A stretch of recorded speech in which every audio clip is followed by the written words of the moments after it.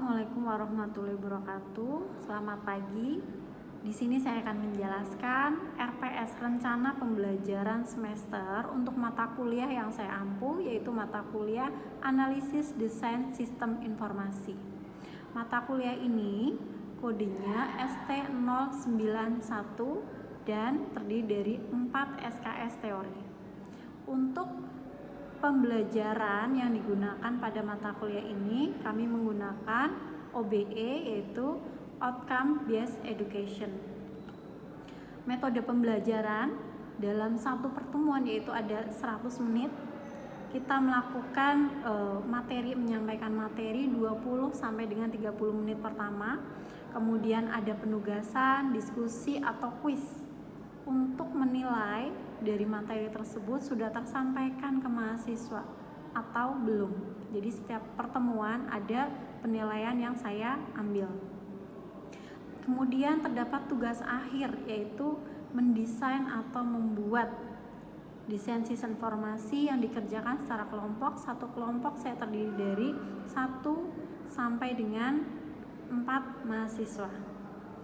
Kemudian ada sesi presentasi, para mahasiswa memaparkan hasil dari kerja kelompok secara bergantian. Untuk deskripsi mata kuliah, perkuliahan diselenggarakan sebanyak 30 kali pertemuan dalam satu semester karena terdiri dari 4 SKS. Kemudian terdiri dari 28 pertemuan teori yang dilaksanakan secara luring, yaitu terdiri dari materi, penyampaian materi, kemudian penugasan yang dapat diakses langsung di LMS, kemudian ditambah 2 kali pertemuan yang dikhususkan untuk melakukan penilaian UAS dan juga UTS. Mata kuliah Analisis Desain Sistem Informasi mencakup konsep dan metode untuk mengidentifikasi masalah dan menganalisis serta mendesain suatu sistem informasi. Pada akhir perkuliahan, mahasiswa wajib membuat dokumen perancangan sistem informasi lengkap dengan analisisnya. Ini yang tadi disampaikan atau dipresentasikan mahasiswa secara kelompok. Untuk topik materi dari analisis desain sistem informasi, yang pertama adalah belajar tentang konsep dasar sistem informasi, kemudian siklus hidup dari sistem informasi tersebut, kemudian ada stakeholder yang terlibat dalam sistem informasi, kemudian ada metodologi yang digunakan untuk mengembangkan sistem informasi, kemudian ada project planning, studi kelayakan terhadap sistem informasi, kemudian ada analisis kelemahan. Di sini saya menggunakan analisis PISES. Kemudian analisis kebutuhan sistem yang akan menggambarkan kebutuhan dari sistem yang akan dikembangkan. Kemudian ada pemodelan data, saya menggunakan ERD. Kemudian pemodelan proses menggunakan DFD serta melakukan perancangan UI UX-nya. Setelah mengikuti mata kuliah Analisis Desain Sistem Informasi, mahasiswa diharapkan mampu menghasilkan produk ekonomi kreatif digital dalam bidang informatika. Kemudian, mahasiswa mampu menganalisis kebutuhan industri atau masyarakat. Yang ketiga, mahasiswa mampu menganalisis platform yang sesuai untuk kebutuhan industri atau masyarakat. CPL, capaian pembelajaran dalam mata kuliah Analisis Desain Sistem Informatika ada 3. Yang pertama, memiliki pandangan terbuka, kritis, dan profesional dalam menyelesaikan masalah pada industri serta menghasilkan produk ekonomi kreatif digital dengan menerapkan ilmu pengetahuan bidang informatika secara inovatif. Kemudian yang kedua, mampu menganalisis, merancang dan mengevaluasi perangkat lunak pada berbagai platform untuk memenuhi kebutuhan industri atau masyarakat. Ketiga, mampu menguasai metode analisis, kemudian melakukan perancangan sistem, pengujian perangkat lunak pada berbagai platform untuk memenuhi kebutuhan industri atau masyarakat. Mata kuliah ini pada proses pembelajarannya menggunakan literatur dan juga jurnal-jurnal yang terkini. Indikator penilaian untuk mata kuliah analisis desain sistem informasi ini karena kita menggunakan sistem OBE, Outcome Based Education, sehingga dalam satu pertemuan itu harus ada nilai yang saya ambil. Maka di situ terdiri dari penugasan, diskusi, serta presentasi. Untuk penugasan saya langsung jumlahkan, yaitu ada 20%, kemudian diskusi 20%, presentasi sebanyak 10%, untuk ujian tengah semester 20%, dan untuk ujian akhir semester sebanyak 30%. Untuk cuplikan pembelajaran video yang saya sematkan itu membahas tentang kebutuhan fungsional yang ada di dalam topik materi mata kuliah ini. Selamat menyaksikan. Selamat siang. Assalamualaikum warahmatullahi wabarakatuh. Waalaikumsalam warahmatullahi wabarakatuh. Apakah hari ini sehat? Baik. Alhamdulillah. Kayaknya semangat nih untuk perkuliahan hari ini ya. Terima kasih. Oke, untuk materi hari ini kita akan belajar tentang analisis kebutuhan sistem. Ya. Sebelumnya untuk pendahuluan dari analisis kebutuhan sistem itu ada mengenai analisis kelemahan sistem. Sebelumnya sudah kita pelajari ya. Kita menggunakan analisis kelemahan sistem apa? Oke. Analisis pieces. Terima kasih Mas. Jadi sebelumnya kita sudah melakukan analisis kelemahan sistem.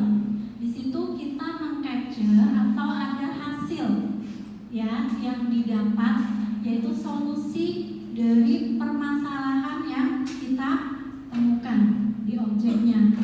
Jadi hasil dokumentasi dari tahap analisis kelemahan sistem, yaitu menggunakan pieces, itu digunakan untuk merekomendasikan fungsionalitas apa saja yang bisa dilakukan oleh sistem baru. Jadi di sini kan kita akan membuat sistem baru, memperbaiki sistem yang lama. Oke ya. Kemudian kita lanjut, fungsionalitas ini sebenarnya mencerminkan kebutuhan dari sistem. Jadi sistem yang baru itu bisa apa aja sih? Bisa melakukan apa saja sih? Gitu ya. Itu adalah capturean dari analisis kelemahan sistem.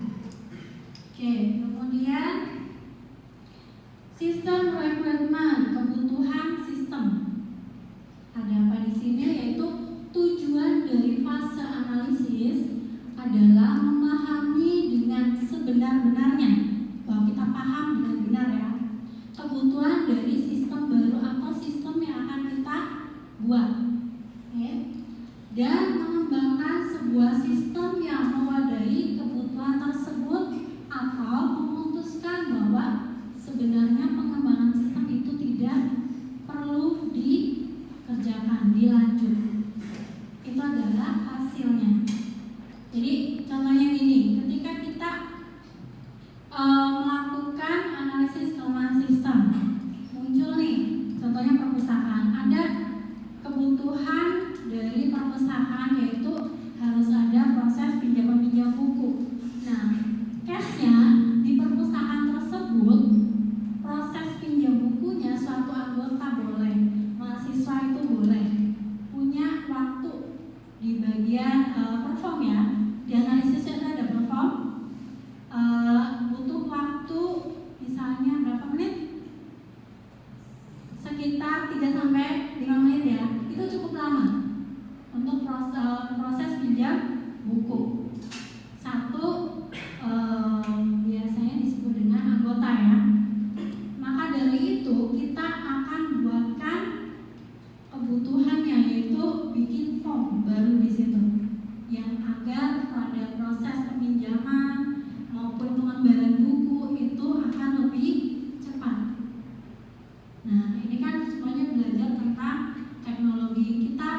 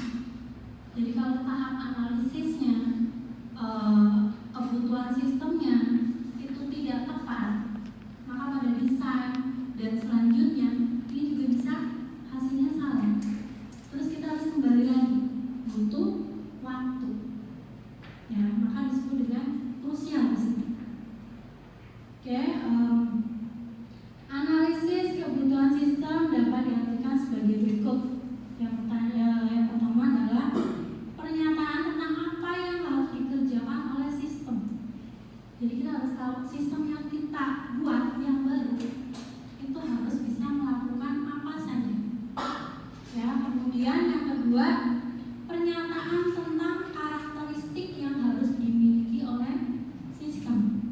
Sistem presensi mahasiswa dengan sistem perpustakaan memiliki karakteristik yang berbeda.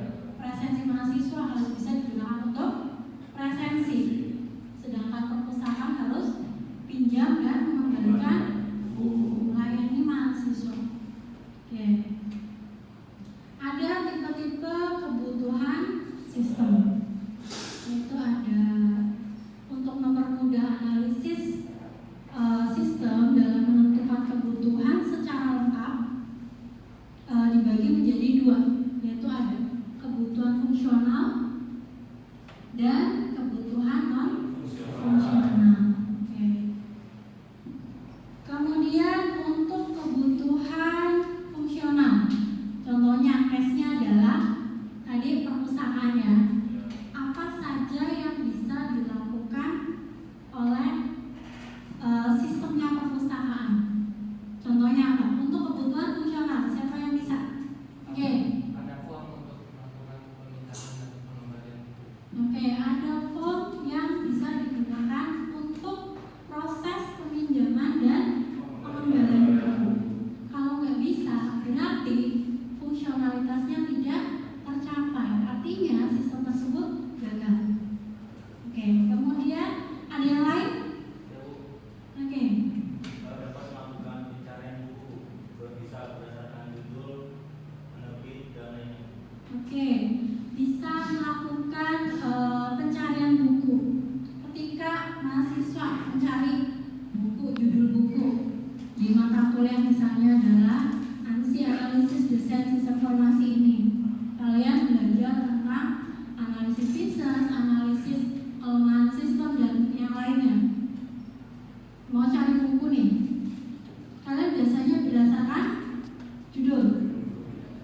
Berarti sistemnya ketika research judulnya adalah tentang analisis sistem atau pembuatan sistem informasi, itu harus ada hasil dari pencariannya ya. Itu adalah analisis kebutuhan fungsional. Jadi apa saja yang dapat dikerjakan oleh sistem. Kemudian ada ini secara garis besar ya, nanti kita bahas lagi, yaitu analisis kebutuhan non fungsional. Itu lebih ke support ya. Jadi kalau kita sudah punya sistem yang bagus, sudah punya sistem presensi dengan barcode, jadi mahasiswa langsung scan barcode-nya, atau di perpustakaan scan KTM dengan kode bukunya. Tetapi mesinnya nggak ada atau perangkatnya nggak ada, bisa jalan nggak? Tidak, tentunya nggak bisa. Dari canggih tapi nggak ada support sistemnya, maka tidak bisa berjalan dengan baik. Ya, itu disebut dengan kebutuhan non fungsional. Kalau di perpustakaan tadi case tadinya, kebutuhan non fungsionalnya apa? Ada yang tahu? Oke.